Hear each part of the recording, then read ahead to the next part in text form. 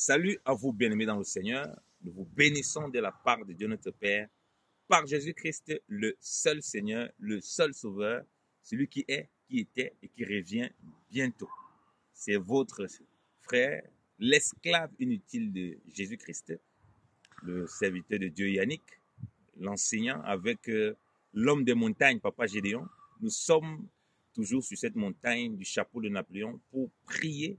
Comme vous le savez, que nous prions à la montagne, nous prions pour cette vallée, et nous prions pour des frères et ceux qui sont au loin. Nous continuons la prière. Alors nous voulons vous parler de la prière à la montagne. Nous allons parler de beaucoup de prières à la montagne. Il y a beaucoup de passages dans les Écritures qui nous parlent de la montagne.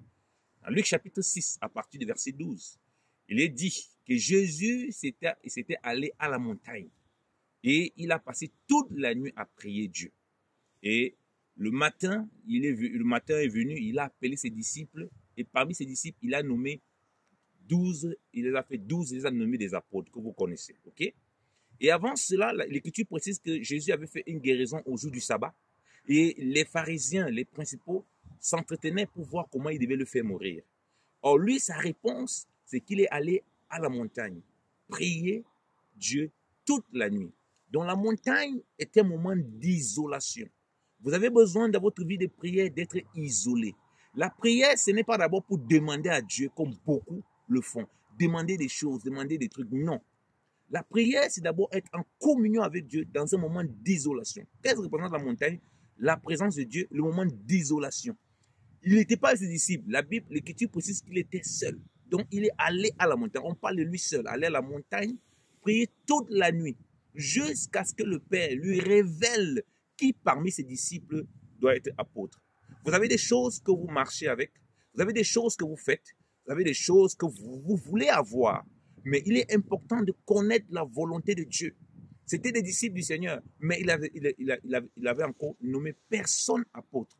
Donc vous avez certainement des personnes autour de vous, vous avez certainement des choses autour de vous, et même dans l'œuvre de Dieu, vous avez des personnes autour de vous.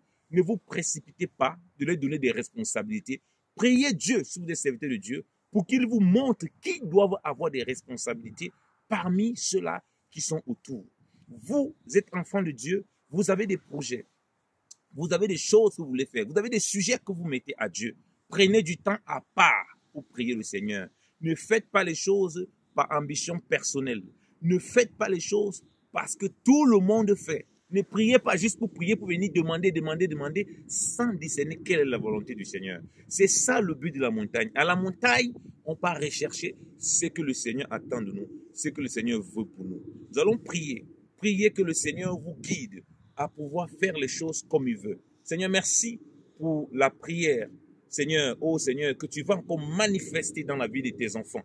Merci Amen. Parce que beaucoup vont prendre du temps, Seigneur, à part, dans la figure de la montagne, dans leur maison, prendre du temps seul, qui est cette figure de cette montagne, pour prier, pour retrouver la communion avec toi. Et Seigneur, lorsqu'ils sortiront de ce moment de prière, ils auront la compréhension de ce que toi tu attends d'eux. Je te bénis encore pour la vie des prières. Seigneur, je te bénis parce que plusieurs, Seigneur, qui se posent des questions, plusieurs qui attendent des choses, qui veulent voir ta main, verront ta main, parce qu'ils seront mis à part et ils entendront ta voix de façon audible et de façon claire. Seigneur, merci parce que plusieurs, Seigneur, qui prient dans la confusion, dans le mélange, comprendront, oh Seigneur, que ta volonté, Seigneur de gloire, c'est qu'ils t'écoutent et qu'ils te suivent dans la paix et dans le calme.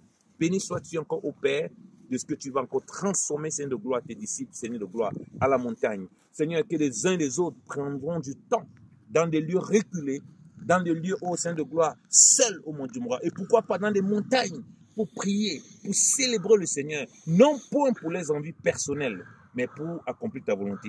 Jésus est venu, non pas, c'était pas pour ses envies quand il est descendu de la montagne, mais c'était pour accomplir la volonté du Père. C'était pour le bien des autres. Lorsqu'on descend de la montagne, de la présence de Dieu, lorsqu'on prie, ce n'est pas pour un ego, ce n'est pas pour notre ego, ce n'est pas pour nous-mêmes, mais c'est pour être un canal de Dieu pour bénir les autres.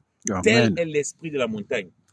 Que le Seigneur vous bénisse et qu'il vous remplisse et qu'il accomplisse sa volonté dans vos vies et que vous soyez des hommes et des femmes de prière de la montagne, des prières de la nuit. La nuit ici, ce n'est pas forcément quand il fait tard la nuit, mais les prières où on est à part, où tout est calme, où vous êtes seul avec Dieu. et que vous soyez des instruments de bénédiction pour les autres et non des gens qui ne pensent qu'à recevoir. Si tout le monde prie les uns pour les autres, alors nous tous nous serons bénis et nous ne manquerons de rien. La paix de Christ soit avec vous. Au nom de Jésus-Christ de Nazareth. Amen. Soyez bénis. Amen. Amen. Gloire à Dieu. Amen.